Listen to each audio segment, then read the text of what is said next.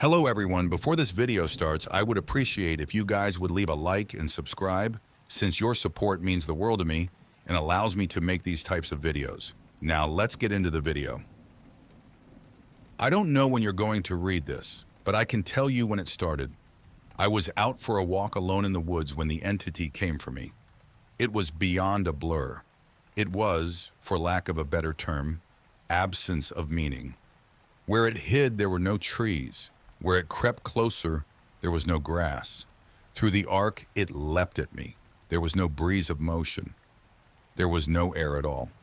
As it struck, I felt the distinct sensation of claws puncturing me somewhere unseen, somewhere I'd never felt before. My hands and arms and legs and torso seemed fine and I wasn't bleeding, but I knew I'd been injured somehow. As I fearfully ran back home, I could tell that I was less. I was vaguely tired, and it was hard to focus at times. The solution at that early stage was easy. A big cup of coffee helped me feel normal again. For a while, that subtle drain on my spirit became lost in the ebb and flow of caffeine in my system. You could say my life began that week, actually, because that was when I met Mar. She and I got along great, though to be honest, I'm pretty sure I fell in love with her over the phone before we even met. It was almost as if the strong emotions of that first week made the entity fight back. It was still with me, latched on to some invisible part of my being. The first few incidents were minor, and I hardly worried about them. The color of a neighbor's car changed from dark blue to black one morning, and I stared at it before shaking my head and shrugging off the difference. 2 days later at work, a coworker's name changed from Fred to Dan. I carefully asked around, but everyone said his name had always been Dan. I figured I'd just been mistaken. Then, as ridiculous as this sounds, I was peeing in my bathroom at home when I suddenly found myself on a random street. I was still in my pajamas, pants down, and urinating, but now in full view of a dozen people at a bus stop. Horrified, I pulled up my clothes and ran before someone called the cops. I did manage to get home, but the experience forced me to admit that I was still in danger. The entity was doing something to me, and I didn't understand how to fight back. Mar showed up that evening, but she had her own key. "Hey," I asked her with confusion. "How'd you get a key?" She just laughed. "You're cute. Are you sure you're okay with this?" She opened a door and entered a room full of boxes. I know living together is a big step, especially when we've only been dating 3 months. Living together? I'd literally just met her the week before. Thing was, my mother had always called me a smart cookie for a reason. I knew when to shut my yap. Instead of causing a scene, I told her everything was fine, and then I went straight to my room and began investigating. My things were just as I had left them, with no sign of a 3-month gap in habitation. But I did find something out of the ordinary. The date. I shivered angrily as I processed the truth. The entity had eaten 3 months of my life. What the hell was I facing? What kind of creature could consume pieces of one's soul like that? I'd missed the most exciting part of a new relationship, and I would never understand any shared stories or in-jokes from that period. Something absurdly precious had been taken from me, and I was furious. That fury helped suppress the entity. I never imbibed alcohol. I drank coffee religiously. I checked the date every time I woke up. For 3 years, I managed to live each day while observing nothing more than minor alterations. A social fact here and there, someone's job, how many kids they had, that sort of thing. The layout of nearby streets, the time my favorite television show aired, that kind of thing. Always those changes reminded me the creature still had its claws sunk into my spirit. Not once in 3 years did I ever let myself zone out. One day I grew careless. I let myself get really into the season finale of my favorite show. It was gripping, a fantastic story. Right at the height of the action, a young boy came up to my lounger and shook my arm. Surprised, I asked, "Who are you? How did you get in here?" He laughed and smiled brightly. Silly daddy. My heart sank in my chest. I knew immediately what had happened. After a few masked questions, I discovered that he was 2 years old and that he was my son. The agony and heartache filling my chest was nearly unbearable. Not only had I missed the birth of my son, I would never see or know the first years of his life. Mar and I had obviously gotten married and started a family in the time I'd lost, and I had no idea what joys or pains those years contained. It was snowing outside. Holding my sudden son in my lap, I sat and watched the flakes fall outside. What kind of life was this going to be if slips in concentration could cost me years? I had to get help. The church had no idea what to do. The priest didn't believe me and told me I had a health issue rather than some sort of possession. The doctors didn't have any clue. Nothing showed up on all their scans and tests, but they happily took my money in return for nothing. By the time I ran out of options, I decided to tell Mar. There was no way to know what this all looked like from her side. What was I like when I wasn't there? Did I still take our son to school? Did I still do my job? Clearly I did, because she seemed to be none the wiser. But I still had a horrible feeling that something must have been missing in her life when I wasn't actually home inside my own head. But the night I set up a nice dinner in preparation, she arrived not by unlocking the front door, but by knocking on it. I answered and found that she was in a nice dress. She was happily surprised by the settings on the table. A fancy dinner for a second date? I knew you were sweet on me. Thank the Lord I knew when to keep my mouth shut. If I'd gone on about being married and having a son, she might have run for the hills. Instead, I took her coat and sat down for our second date. Through carefully crafted questions, I managed to deduce the truth. This really was our second date. She saw relief and happiness in me, but interpreted that as dating jitters. I was just excited to realize that the entity wasn't necessarily eating whole portions of my life. The symptoms, as I was beginning to understand them, were more like the consequences of a shattered soul. The creature had wounded me, broken me into pieces. Perhaps I was to live my life out of order, but at least I would actually get to live it.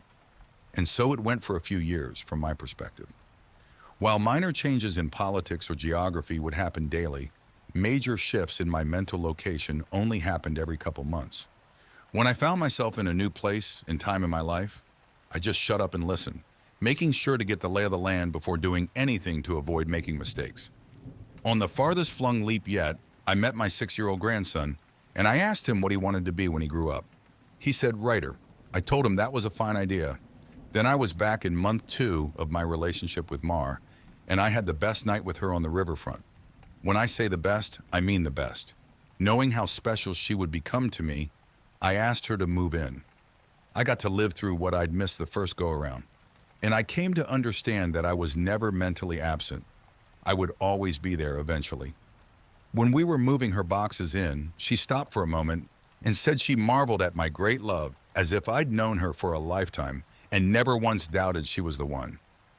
That was the first time I truly laughed freely and wholeheartedly since the entity had wounded me. She was right about my love for her, but for exactly the reason she'd considered a silly romantic analogy.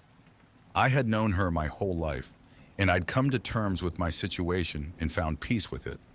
It wasn't so bad to have sneak peeks at all the best parts ahead. But of course I wouldn't be writing this if it hadn't gotten worse. The entity was still with me. It had not wounded me and departed like I'd wanted to believe. The closest I can describe my growing understanding was that the creature was burrowing deeper into my psyche, fracturing it into smaller pieces. Instead of months between major shifts, I began having only weeks. Once I noticed that trend, I feared my ultimate fate would be to jump between times in my life, heartbeat by heartbeat, forever confused, forever lost.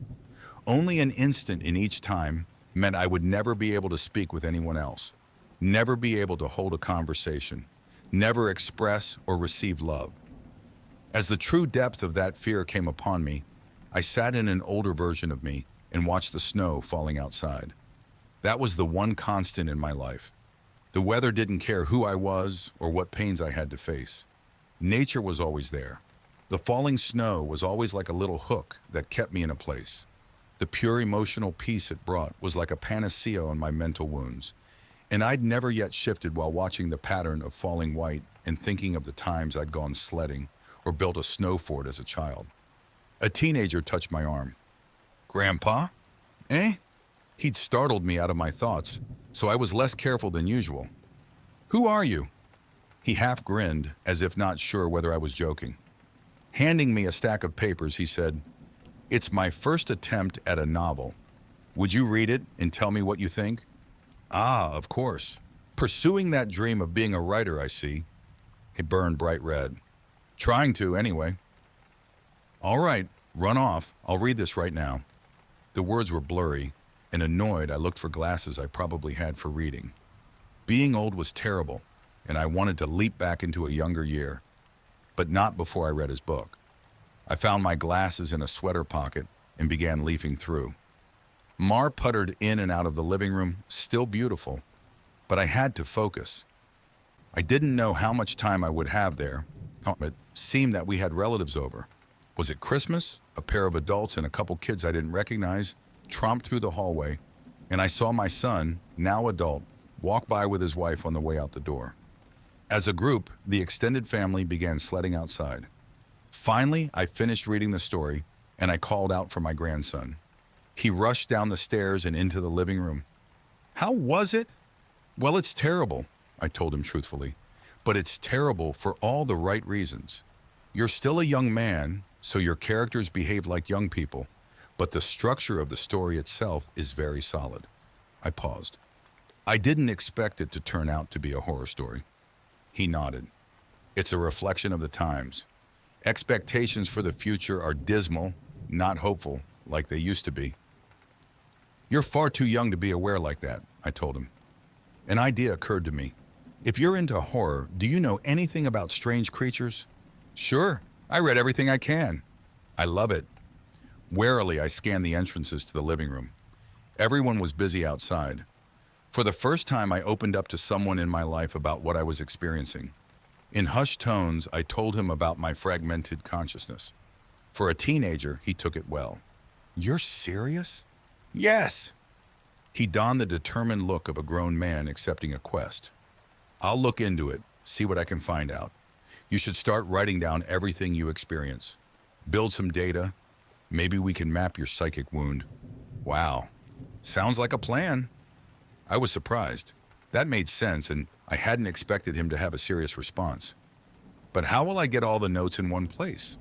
Let's come up with somewhere for you to leave them, he said, frowning with thought. Then I'll get them, and we can trace the path you're taking through your own life. See if there's a pattern. For the first time since the situation had gotten worse, I felt hope again. How about under the stairs? Nobody ever goes under there. Sure. He turned and left the living room. I peered after him. I heard him banging around near the stairs. Finally, he returned with a box, laid it on the carpet, and opened it to reveal a bursting stack of papers. He exclaimed, "Holy crap!" But of course, being a teenager, he didn't really say crap. Taken aback, I blinked rapidly, forgiving his cussing because of the shock. Did I write those? He looked up at me with wonder. Yeah, or you will. You still have to write them and put them under the stairs after this. He gazed back down at the papers, then covered the box. So you probably shouldn't see what they say. That could get weird. That much I understood. Right? He gulped. There are like 50 boxes under there, all filled up like this. Deciphering these will take a very long time. His tone dropped to deadly seriousness. But I will save you, Grandpa, because I don't think anyone else can. Tears flowed down my cheeks then, and I couldn't help but sob once or twice. I hadn't realized how lonely I'd become in my shifting prison of awareness until I finally had someone who understood. Thank you. Thank you so much. And then I was young again and at work on a random Tuesday. Once the sadness and relief faded, anger and determination replaced them. After I finished my work, I grabbed some paper and began writing. While the weeks shifted around me, while those weeks became days and then hours, I wrote every single spare moment about when and where I thought I was. I put them under the stairs out of order. My first box was actually the 30th, and my last box was the first. Once I had over 50 boxes written from my perspective, and once my shifting became a matter of minutes, I knew it was up to my grandson to take it from there. I put my head down and stopped looking. I couldn't stand the river of changing awareness any longer. Names and places and dates and jobs and colors and people were all wrong and different. I'd never been older. I sat watching the snow fall, A man of at least 30 that I vaguely recognized entered the room. Come on, I think I finally figured it out. I was so frail that moving was painful. Are you him? Are you my grandson? Yes.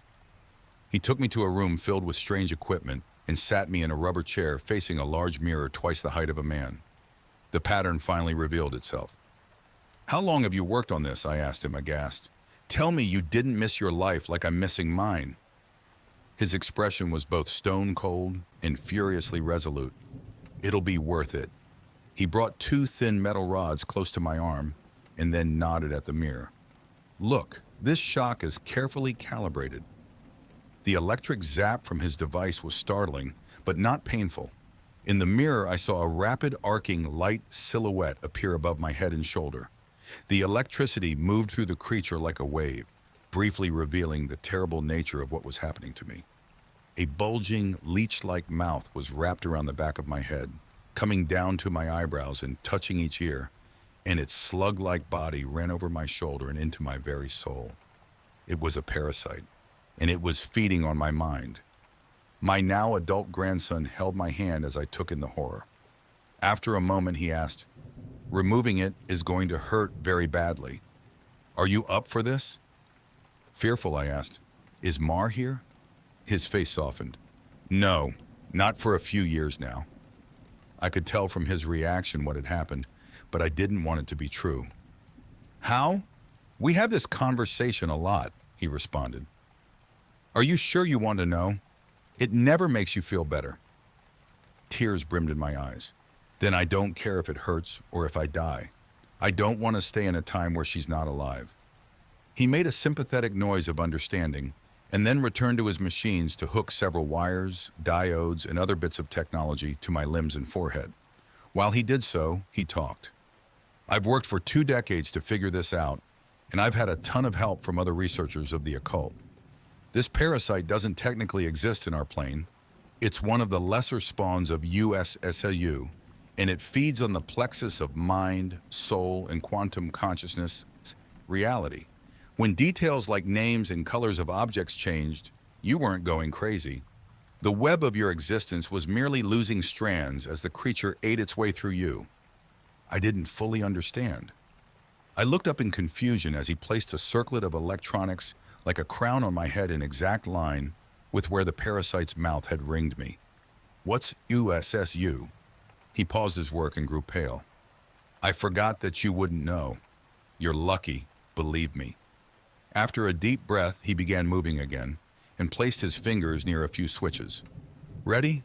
This is carefully tuned to make your nervous system extremely unappetizing to the parasite, but it's basically electroshock therapy." I could still see Mar's smile. Even though she was dead, I'd just been with her moments ago. "Do it!" The click of a switch echoed in my ears, and I almost laughed at how mild the electricity was. It didn't feel like anything, at least at first. Then I saw the mirror shaking, and my body within that image convulsing. Oh, no, it did hurt. Nothing had ever been more painful. It was just so excruciating that my mind hadn't been able to immediately process it. As my vision shook and fire burned in every nerve in my body, I could see the reflected trembling light silhouette of the parasite on my head as it writhed in agony equal to mine. It had claws, 6 clawed lizard-like limbs under its leech-like body, and it cut into me in an attempt to stay latched on. The electricity made my memories flare. Mar's smile was foremost, lit brightly in front of a warm fire as the snow fell past the window behind her. The edges of that memory began lighting up, and I realized that my life was one continuous stretch of experience. It was only the awareness of it that had been fragmented by that feasting evil on my back. I'd never managed to be there for the birth of my son. I jumped around it a dozen times, but never actually lived it. For the first time, I got to hold Mar's hand and be there for her. No. That moment had shifted seamlessly into holding her hand as she lay in a hospital bed for a very different reason. Not this. God, why? It was so merciless to make me remember this. I broke down in tears as nurses rushed into the room. I didn't want to know. I didn't want to experience it. I'd seen all the good parts, but I hadn't wanted the worst part, the inevitable end that all would one day face. It wasn't worth it. It was tainted. All that joy was given back 10,000-fold as pain. The fire in my body and in my brain surged to sheer white torture, and I screamed. My scream faded into a surprised shout as the machines and electricity and chair faded away. Snow was no longer falling around my life. I was out in the woods on a bright summer day. Oh God, and I turned to see the creature approaching me. It was the same absence of meaning, the same blank on reality. It crept forward just like before, but this time it hissed and turned away. I stood, astounded at being young again and freed from the parasite. My grandson had actually done it. He'd made me an unappetizing meal, so the predator of mind and soul had moved on in search of a different snack.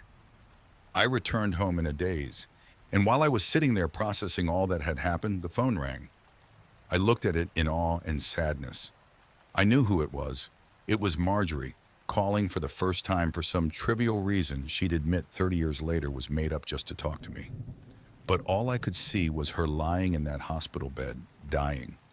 It was going to end in unspeakable pain and loneliness. I would become an old man, left to sit by myself in an empty house, his soulmate gone long before him. At the end of it all, the only thing I would have left, sitting and watching the falling snow. But now, thanks to my grandson, I would also have my memories.